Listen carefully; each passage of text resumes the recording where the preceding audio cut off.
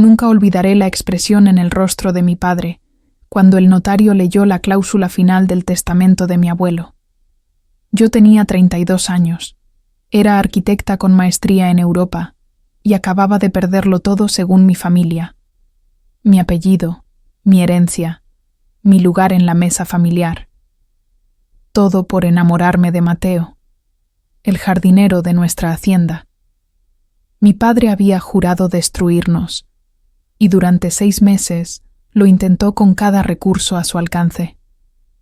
Nos quitó trabajos, nos cerró puertas, hasta logró que nos echaran del departamento que rentábamos. Pero mientras él celebraba nuestra ruina en la sala de aquel despacho de lujo, rodeado de abogados caros y mis hermanos que sonreían con suficiencia, el notario abrió un sobre lacrado que cambiaría todo. Lo que mi padre no sabía era que mi abuelo, el hombre que fundó el Imperio Castillo, había previsto exactamente este momento. Y lo que estaba a punto de revelarse no solo nos salvaría a Mateo y a mí, sino que expondría la verdad más oscura de mi familia. Si estás escuchando esta historia, por favor, suscríbete al canal Cuentos Oscuros de Amor y Venganza. Y déjame saber en los comentarios desde qué país nos escuchas, porque lo que estoy a punto de contarte te va a dejar sin palabras. Esta no es solo una historia de amor prohibido, es una historia sobre secretos familiares, codicia, y cómo el amor verdadero puede sobrevivir incluso cuando todo un imperio se propone destruirlo.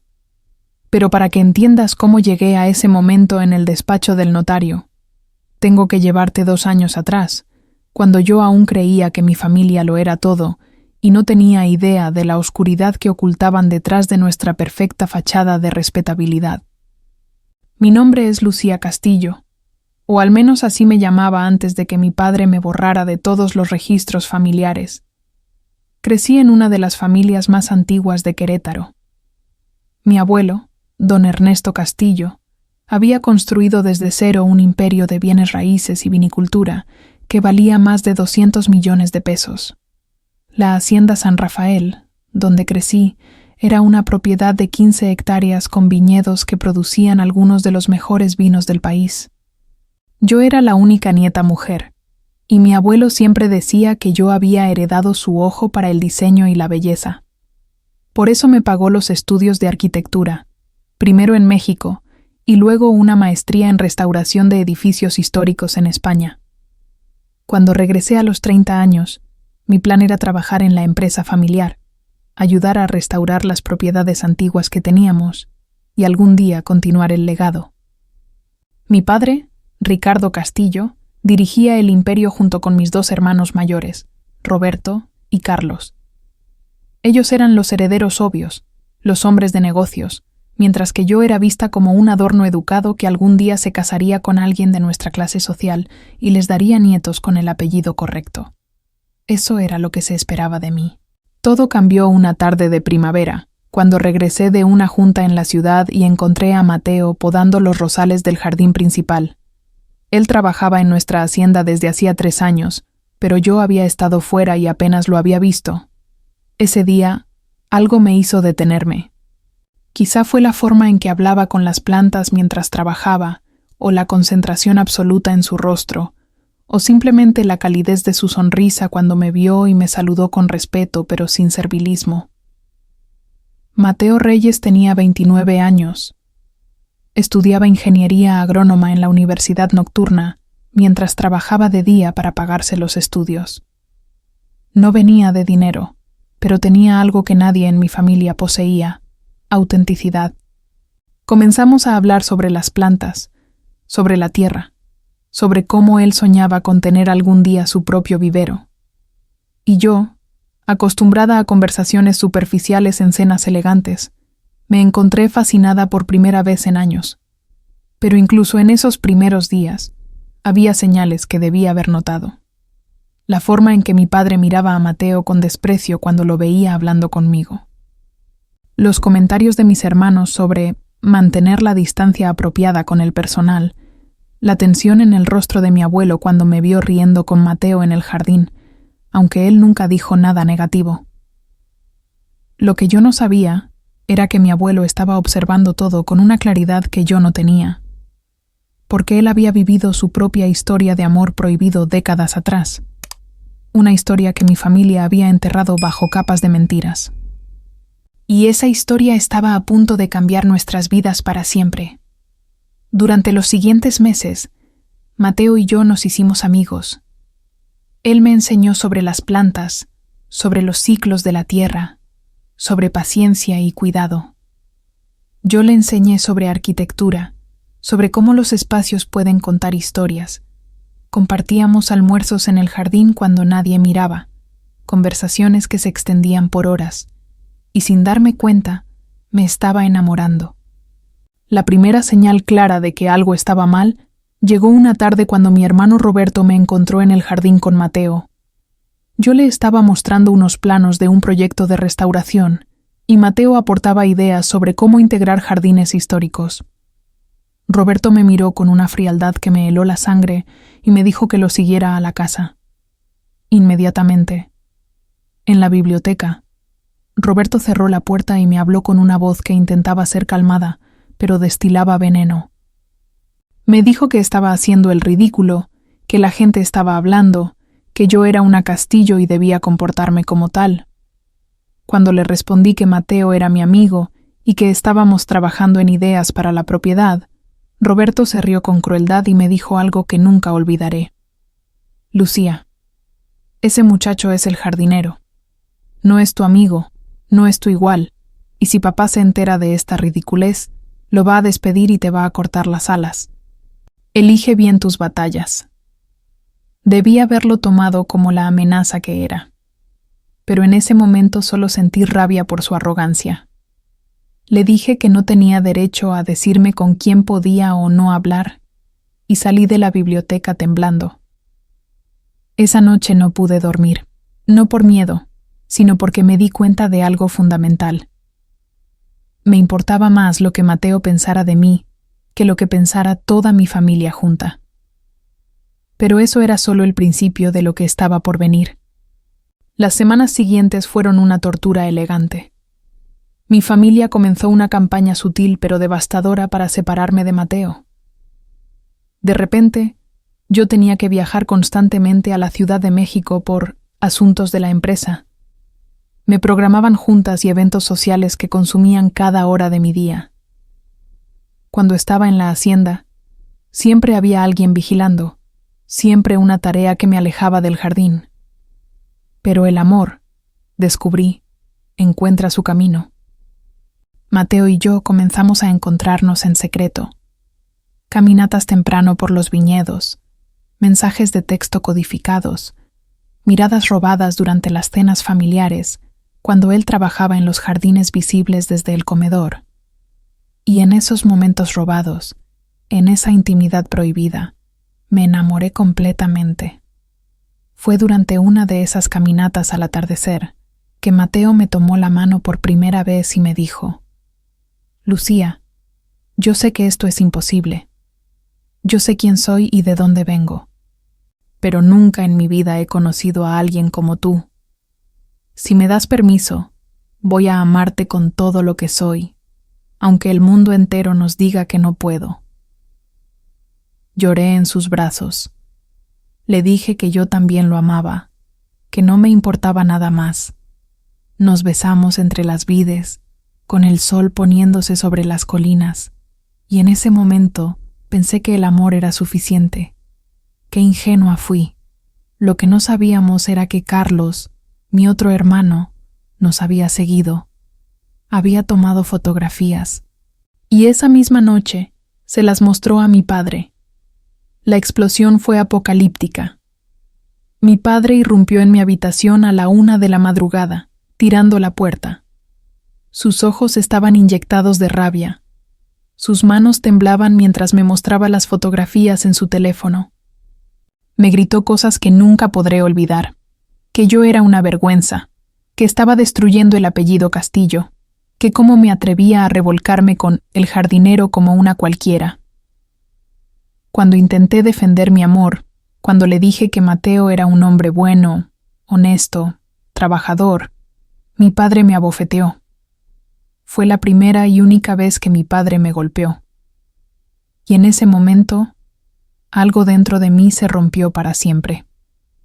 Mi padre me dio un ultimátum: terminar inmediatamente con Mateo y casarme con Alejandro Mendoza, el hijo de su socio de negocios, o ser desheredada y expulsada de la familia. Tenía 24 horas para decidir. La verdad era mucho peor de lo que imaginaba entonces.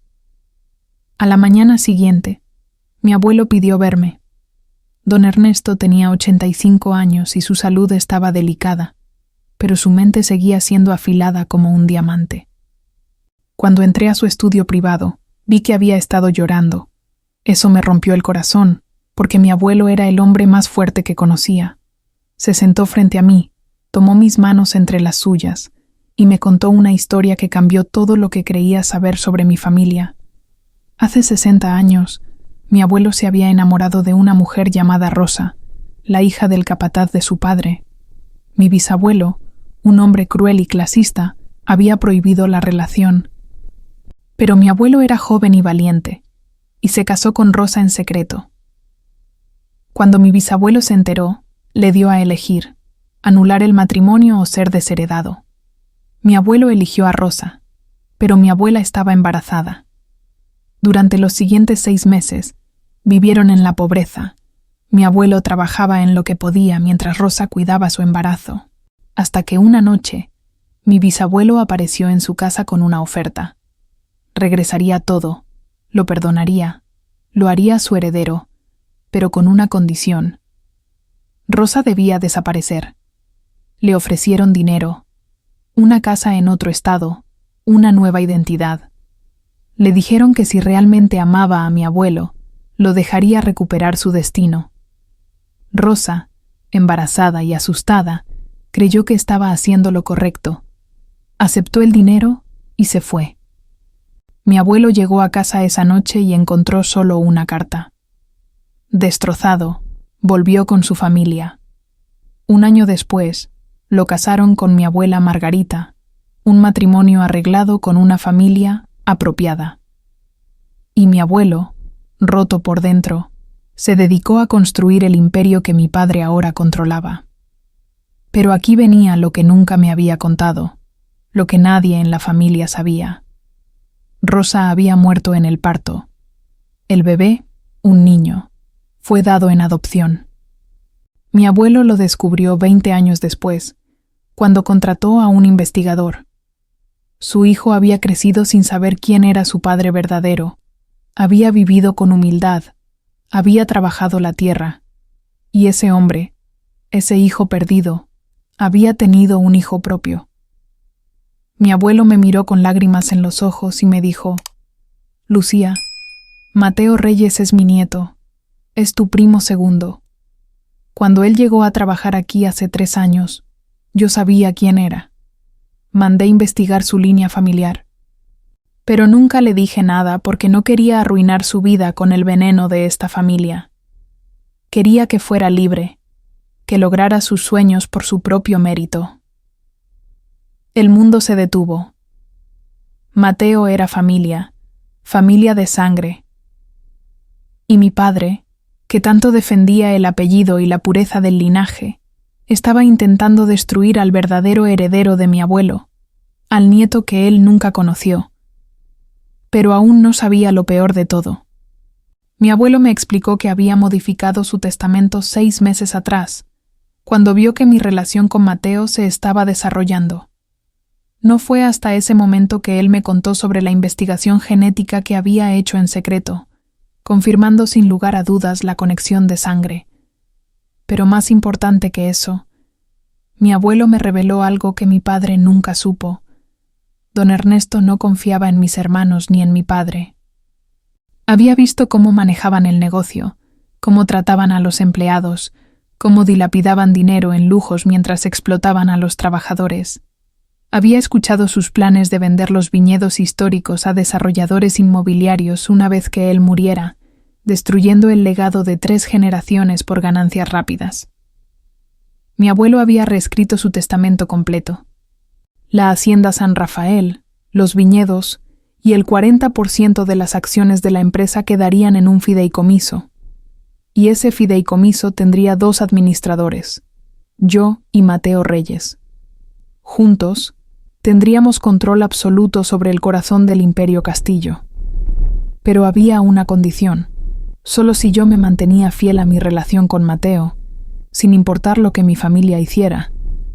Si yo cedía a la presión, si rompía con Mateo, si me casaba con Alejandro Mendoza como mi padre exigía, entonces todo pasaría a mis hermanos y el testamento original se activaría.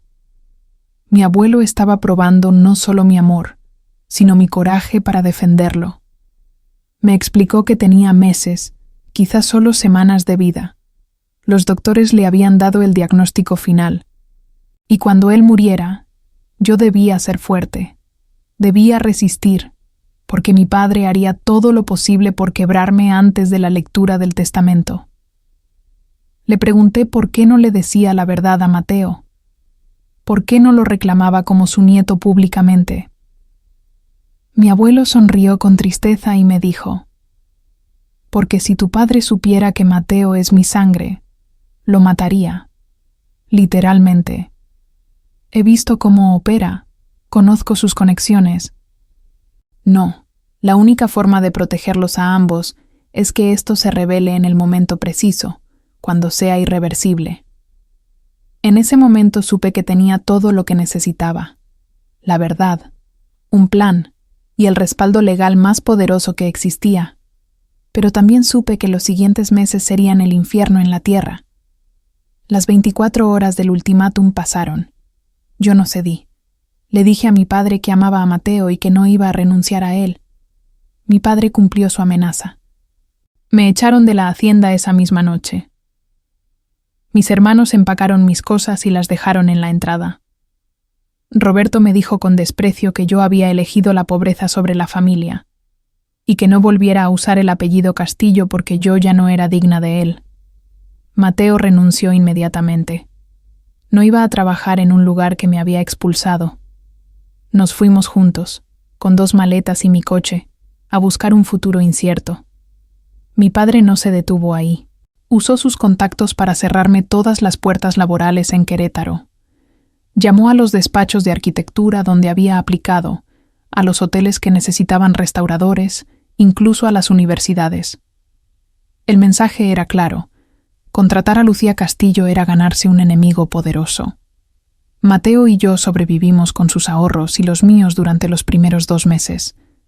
Él consiguió trabajo en un vivero al otro lado de la ciudad, ganando una fracción de lo que ganaba en la hacienda. Yo terminé dando clases particulares de inglés y haciendo diseños freelance por internet, para clientes que no conocían mi apellido. Rentamos un departamento pequeño en una zona modesta. No teníamos lujos, pero teníamos amor. Y por primera vez en mi vida, yo era completamente libre. Pero mi padre no había terminado. Contrató a un investigador para que nos siguiera, buscando cualquier cosa que pudiera usar contra nosotros. Le dijo al dueño del vivero donde trabajaba Mateo que estaba contratando a un ladrón. Mateo fue despedido sin explicación.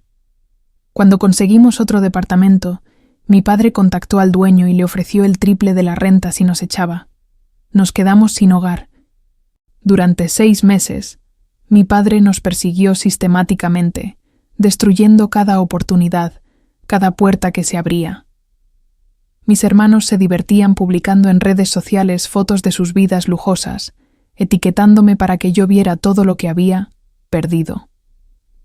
Pero lo que ellos no sabían era que mi abuelo me llamaba cada semana, me daba fuerzas, me recordaba que esto era temporal, que la justicia llegaría, y me pedía que resistiera solo un poco más. Cuando mi abuelo murió en octubre, yo estaba con él. Mi padre no me dejó entrar al funeral. Tuve que despedirme de mi abuelo en el hospital, sosteniendo su mano mientras me decía por última vez: «Tú ganaste, mijita, porque nunca dejaste que te rompieran».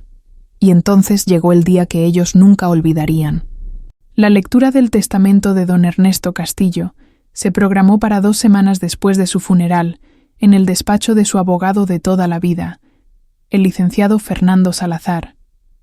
Era un despacho elegante en el centro histórico de Querétaro, con pisos de madera antigua y paredes llenas de libros legales que olían a historia. Cuando Mateo y yo llegamos, mi familia ya estaba ahí. Mi padre en el centro, como siempre, con su traje de diseñador y su Rolex reluciente. Mis hermanos a cada lado, Roberto con su sonrisa arrogante y Carlos mirándome con desprecio. Mi madre, Margarita, quien siempre había sido una sombra silenciosa de mi padre, me miró con algo que podría haber sido tristeza, pero no dijo nada. También estaban mis tíos, los hermanos menores de mi padre, Jorge y Patricia, con sus respectivos cónyuges, todos herederos potenciales, todos esperando su parte del pastel de 200 millones de pesos. Cuando entramos, el silencio fue sepulcral. Mi padre ni siquiera nos miró. Roberto le susurró algo a Carlos y ambos se rieron. Una de mis primas, Sofía, me miró con lástima y luego desvió la mirada. El licenciado Salazar, un hombre de 70 años con cabello completamente blanco y ojos que habían visto décadas de drama familiar, nos indicó que tomáramos asiento. Mateo y yo nos sentamos en las sillas del fondo, como si fuéramos invitados de última categoría. Sentí como las miradas de todos se clavaban en nosotros, especialmente en Mateo, con su ropa sencilla y sus manos callosas de tanto trabajar. Mi padre finalmente habló, sin voltear a verme. No sé qué hacen ustedes aquí. Mi padre ya no tiene nada que darle a la gente que traicionó su memoria. El licenciado Salazar carraspeó y dijo con voz firme: Don Ricardo, todos los presentes tienen derecho legal a estar aquí según las instrucciones explícitas de don Ernesto. Procedamos con la lectura. La tensión en la sala era tan densa que casi podía tocarse. El licenciado Salazar comenzó a leer el testamento. Los primeros minutos fueron predecibles. Donaciones a empleados de largo plazo, fondos para mantener la capilla familiar, legados menores a mis tíos. Roberto y Carlos intercambiaban miradas de aburrimiento, esperando la parte jugosa. Entonces llegó la sección de la empresa. El licenciado leyó: Las acciones de viñedos y propiedades Castillo se distribuirán de la siguiente manera: 30% para Ricardo Castillo, 15% para Roberto Castillo, 15% para Carlos Castillo. Mi padre sonrió. 70% entre él y mis hermanos. Control absoluto. Roberto le dio una palmada en la espalda. Y 40% para el fideicomiso familiar Castillo Reyes, administrado conjuntamente por Lucía Castillo y Mateo Reyes. El mundo se detuvo. Mi padre se puso de pie tan rápido que su silla cayó hacia atrás. ¿Qué? Rugió. Esto es una broma. Tiene que ser un error. El licenciado Salazar, inmutable, continuó: En el caso de que cualquiera de los administradores del fideicomiso renuncie, sea incapacitado o muera, las acciones del fideicomiso se redistribuirán en partes iguales a organizaciones de beneficencia según lo especificado en el anexo C. Bajo ninguna circunstancia pasarán a otros miembros de la familia Castillo. Carlos se había puesto pálido. Roberto intentaba leer por encima del hombro del licenciado. Mi padre gritaba: «Esto es ilegal. Mi padre no estaba en sus cabales. Voy a impugnar esto». El licenciado Salazar alzó una mano. «Don Ricardo, tengo aquí evaluaciones psiquiátricas realizadas por 3 especialistas independientes un mes antes de su muerte. Don Ernesto estaba en perfecto uso de sus facultades mentales. Además, este testamento fue revisado por 5 despachos legales diferentes. Es absolutamente blindado». Yo estaba temblando, pero no de miedo. Sentí la mano de Mateo buscar la mía bajo la mesa y la apreté con fuerza. 40%. Éramos los accionistas principales. Sin nuestro voto, mi padre y mis hermanos no podían vender nada, no podían tomar ninguna decisión mayor. Pero esto era solo el comienzo. Mi padre intentó recuperar la compostura. Se sentó, respiró profundo, y dijo con voz controlada pero temblando: «Está bien. Es excéntrico, pero legal. 40% no es mayoría. Nosotros tenemos 60% combinado». El licenciado Salazar asintió. «Correcto, don Ricardo. Sin embargo, hay más. La Hacienda San Rafael, con sus 15 hectáreas de viñedos históricos, no forma parte del paquete de bienes raíces de la empresa». Roberto frunció el ceño. «¿Cómo que no? La hacienda es el centro de operaciones de los viñedos». «La hacienda», continuó el licenciado, «es propiedad personal de don Ernesto, no de la empresa. Y según su testamento, pasa en su totalidad a...». Hizo una pausa, mirándome directamente. «Lucía Castillo, bajo la condición de que permanezca casada o en relación formal con Mateo Reyes». Mi madre dejó escapar un grito ahogado. «Patricia, mi tía», murmuró. «No puede ser». Carlos explotó. «Esto es un chantaje. Está condicionando la herencia a que mi hermana se quede con ese hombre que trabaja la tierra, que es honesto y que ama a su hija», completó el licenciado con frialdad. «Sí, exactamente. Don Ernesto fue muy claro en sus intenciones». Mi padre estaba rojo de furia. «Sin la hacienda, los viñedos no valen nada. No podemos producir sin las instalaciones, sin la tierra». «Precisamente», dijo el licenciado. «Cualquier operación de Viñedos Castillo dependerá de un acuerdo de arrendamiento o asociación con la señorita Lucía Castillo». El poder había cambiado de manos en cuestión de minutos. Yo controlaba la hacienda. Mateo y yo controlábamos el 40% de la empresa. Sin nosotros, mi padre y mis hermanos tenían acciones en una compañía que no podía operar. Pero el licenciado Salazar aún no había terminado. Sacó otro sobre, este sellado con lacre rojo. «Varía ahora. Hay una carta personal de don Ernesto que pidió que se leyera en este momento, dirigida a toda la familia». Rompió el sello y comenzó a leer con voz clara. «Si están escuchando esta carta, es porque he muerto y porque mi testamento ya ha sido leído. Ricardo, Roberto, Carlos, sé que están furiosos. Sé que sienten que los he traicionado. Pero la verdad es que ustedes traicionaron todo lo que yo construí. Durante años los observé explotar a los trabajadores, derrochar dinero, planear vender el legado familiar por ganancias rápidas. Ricardo, sé que tienes una amante desde hace 8 años y que has desviado 3 millones de pesos de la empresa para mantenerla. Roberto, sé de tus apuestas ilegales y tus deudas con gente peligrosa. Carlos, sé que falsificaste mi firma en documentos para vender 2 propiedades hace 2 años. Tengo evidencia de todo. El contador que creían que era leal a ustedes reportaba directamente a mí. Los documentos están con el licenciado Salazar, listos para ser entregados a las autoridades si intentan impugnar este testamento o si hacen algún daño a Lucía o a Mateo». La sala explotó. Mi padre intentó arrebatarle la carta al licenciado. Mis hermanos gritaban que era mentira. Mi madre lloraba. Mis tíos no sabían dónde mirar.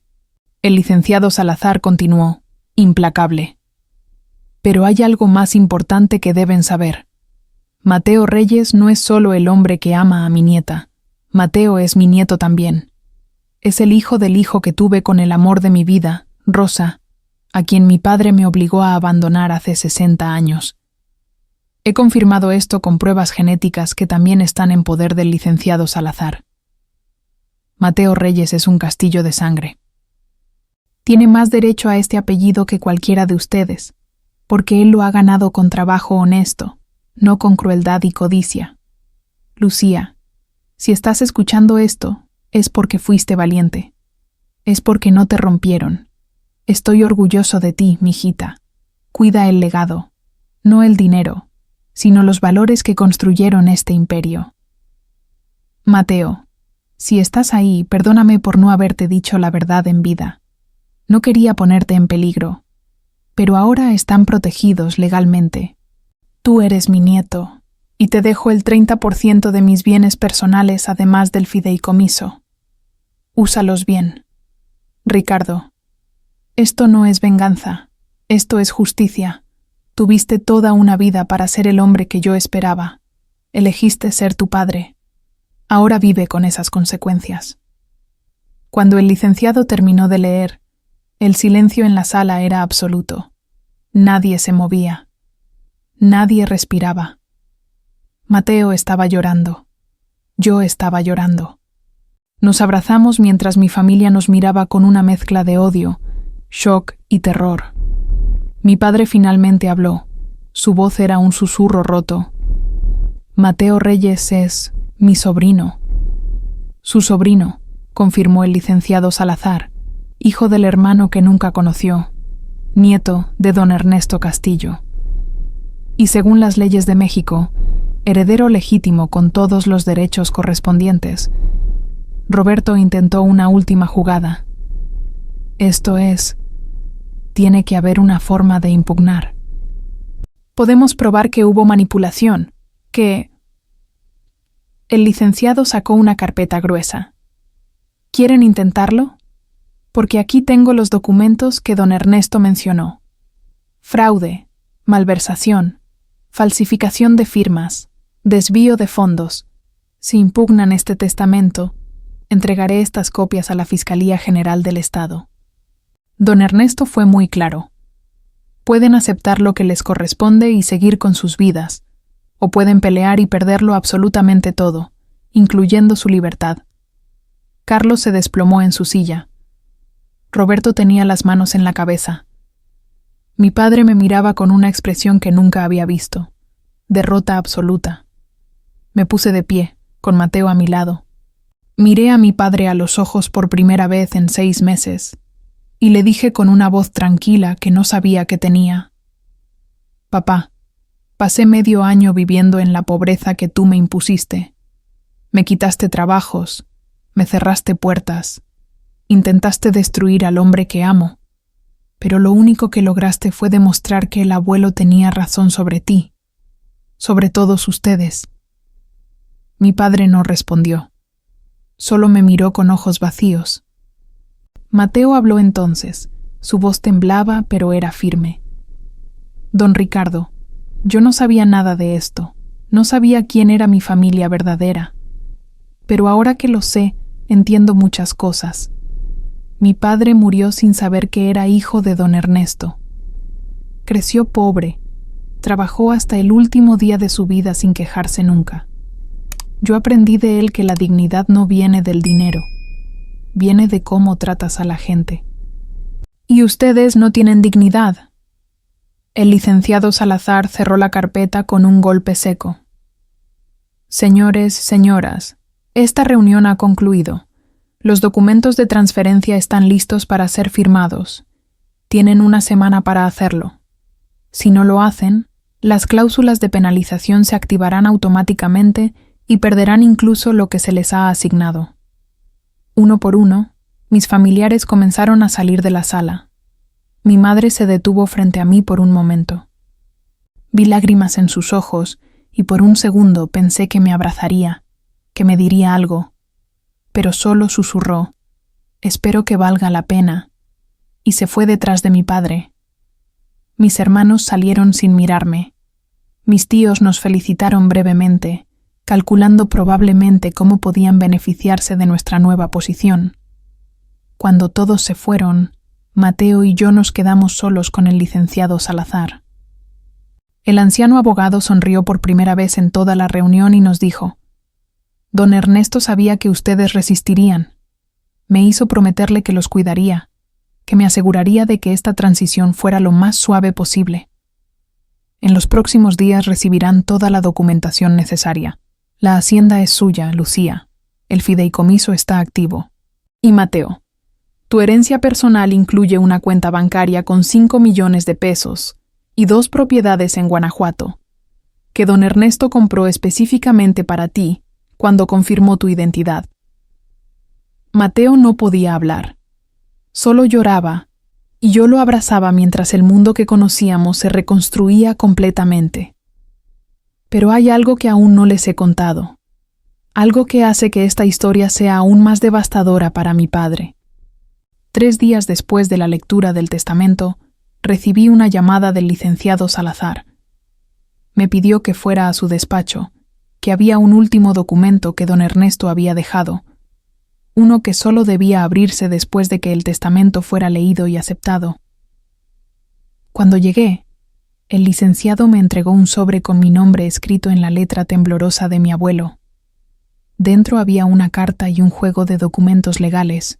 La carta decía: Lucía, si estás leyendo esto, significa que todo salió como lo planeé. Pero hay una última verdad que necesitas saber. Una que nunca le conté a nadie, ni siquiera a tu padre. Hace 35 años, cuando tu padre tenía 25, cometió un error terrible.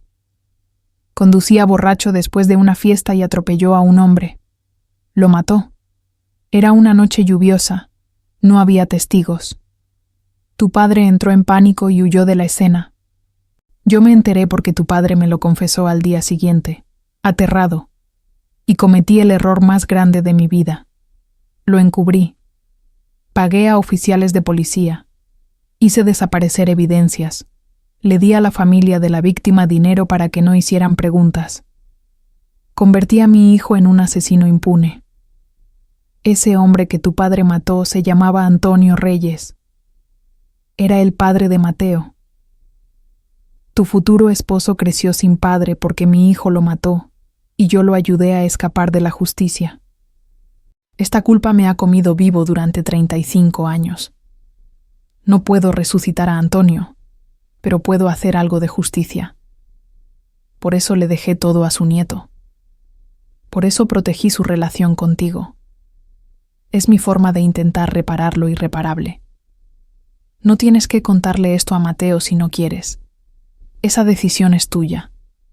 Pero necesitas saber por qué tu padre los odiaba tanto. No era solo por la diferencia de clases. Cada vez que veía a Mateo, veía al hombre que había matado. Y su conciencia, si es que tiene una, no podía soportarlo. Perdóname, mijita, por dejarte con esta carga. Pero la verdad merece ser conocida. Cuando terminé de leer, mis manos temblaban tanto que el papel se cayó al suelo. El licenciado Salazar me explicó que los documentos adjuntos eran la evidencia completa del encubrimiento: reportes policiales originales, recibos de pagos, testimonios firmados de los oficiales que mi abuelo había sobornado. Todo estaba ahí. Le pregunté qué debía hacer con esto. El licenciado me miró con sus ojos sabios y me dijo: Eso depende de ti, Lucía. Don Ernesto me instruyó que te diera esto para que tú decidieras, pero también me dijo que te dijera esto: la justicia perfecta no existe, pero la verdad sí, y la verdad siempre debe ser una opción. Esa noche, me senté con Mateo en el jardín de la hacienda, nuestra hacienda ahora. Le conté todo.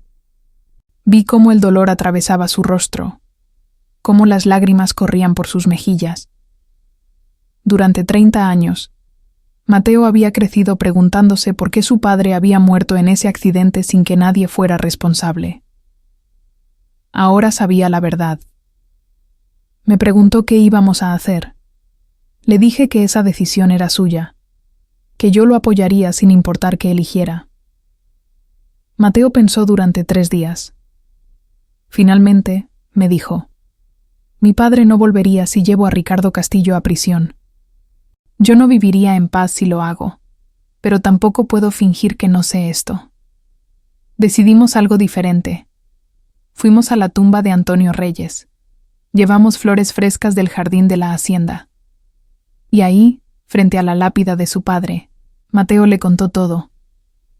Que habíamos descubierto la verdad, que su hijo ahora tenía el apellido Castillo que le correspondía, que su nieto viviría con dignidad y honor. Luego, hicimos algo que mi padre nunca esperó. Usamos parte de la herencia para crear la Fundación Antonio Reyes, dedicada a ayudar a familias de víctimas de accidentes de tráfico. Cada año, en el aniversario de la muerte de Antonio, organizamos un evento público donde hablamos sobre responsabilidad vial y justicia. Nunca mencionamos el nombre de mi padre públicamente, pero él sabe. Cada año, cuando ve los anuncios de la fundación, cuando ve el nombre de Antonio Reyes en todas partes, sabe que su crimen no fue olvidado. Vive con esa carga todos los días, sabiendo que el hijo del hombre que mató es ahora más poderoso que él, más rico, más respetado. Y eso, descubrí, es una venganza mucho más devastadora que la prisión, porque la prisión termina. Pero la culpa nunca descansa. Han pasado 2 años desde la lectura de ese testamento. La Hacienda San Rafael prospera bajo nuestro cuidado. Mateo terminó su carrera de ingeniería agrónoma y ahora revoluciona las técnicas de cultivo de los viñedos, combinando tradición con innovación. Nuestros vinos han ganado premios internacionales. Yo retomé mi trabajo de arquitectura, especializándome en restaurar propiedades históricas. La ironía no se me escapa. Restauro edificios mientras reconstruyo mi vida. Mi padre perdió su posición en la empresa 6 meses después del testamento. Roberto y Carlos votaron con nosotros para removerlo, después de que descubrimos más irregularidades financieras. Ahora vive en una casa modesta en Guadalajara, divorciado de mi madre, alejado de mis hermanos, solo con sus recuerdos y su culpa. Mis hermanos intentaron hacer las paces conmigo el año pasado. Les dije que los perdonaba, pero que el perdón no significa olvidar. Tenemos una relación cordial ahora, especialmente después de que ambos entraron en terapia y comenzaron a aceptar sus propios errores. Roberto está en un programa de rehabilitación para ludópatas. Carlos inició un negocio pequeño, honesto, lejos de la empresa familiar. Mi madre me visita cada mes. Nunca habla de mi padre, pero sé que ella carga su propio peso de culpa por años de silencio cómplice. La recibo con amor, pero con límites. Algunas heridas sanan, pero las cicatrices permanecen. Mateo y yo nos casamos hace 1 año, en la capilla de la hacienda, rodeados de trabajadores de los viñedos, de amigos verdaderos y de los pocos familiares que eligieron el amor sobre el orgullo. Fue sencillo, hermoso y completamente nuestro. Mi abuelo no estuvo ahí en cuerpo, pero sentí su presencia en cada momento. Estoy embarazada. Es una niña. La llamaremos Rosa Lucía, por la bisabuela que nunca conocí, pero cuyo amor fue tan fuerte que sobrevivió generaciones. Y le contaré su historia. Le contaré sobre el amor que desafió las clases sociales, sobre la valentía de elegir tu propio camino, sobre cómo la justicia a veces llega tarde pero siempre llega. Hoy, cuando miro atrás a esos 6 meses de infierno, no siento odio. Siento tristeza por lo que mi familia pudo haber sido si el amor hubiera sido más importante que el dinero, si la integridad hubiera sido más valiosa que el apellido. Pero también siento una paz profunda, porque descubrí algo que el dinero nunca puede comprar: la libertad de ser quien realmente soy, con el hombre que realmente amo, construyendo un legado basado en valores verdaderos. Mi abuelo me enseñó que el verdadero poder no está en controlar a otros, sino en tener el coraje de defender lo que es correcto incluso cuando el mundo entero te dice que te rindas. Y ese poder, ese coraje, es algo que nadie puede quitarte nunca.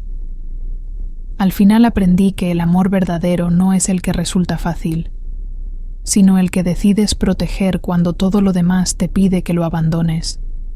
Y esa elección, esa decisión de amar contra todas las adversidades, es lo que nos define. La justicia llegó. Pero más importante que la justicia, llegó la paz. Y hoy, con mi esposo a mi lado, con mi hija creciendo dentro de mí, con los viñedos floreciendo bajo nuestro cuidado, puedo decir que valió la pena cada lágrima, cada noche de incertidumbre, cada momento de miedo. Porque al final, el amor ganó. Y eso es lo único que importa. Si esta historia te impactó tanto como a mí vivirla, por favor déjame un me gusta. Suscríbete a Cuentos Oscuros de Amor y Venganza para más historias como esta, y cuéntame en los comentarios. ¿Habrías hecho lo mismo que yo? ¿Habrías expuesto el crimen de tu padre o habrías elegido el camino del perdón silencioso? ¿Conoces alguna historia de amor que desafió las diferencias de clase social? Tu opinión me importa mucho y me encantaría leer tus experiencias en los comentarios. Gracias por escucharme hasta el final y recuerda, el amor verdadero no conoce apellidos, no entiende de clases sociales, solo entiende de corazones valientes. La justicia siempre encuentra su camino, aunque a veces tome años en llegar. Nos vemos en la próxima historia.